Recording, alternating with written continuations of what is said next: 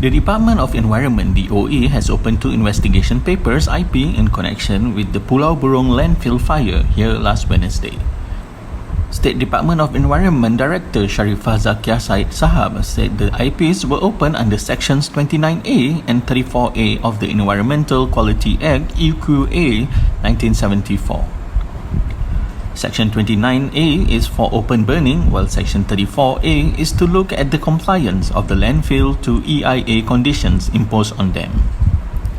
It was reported that more than 4 hectares of the 16 hectares Pulau Burung landfill was razed by fire last Wednesday afternoon.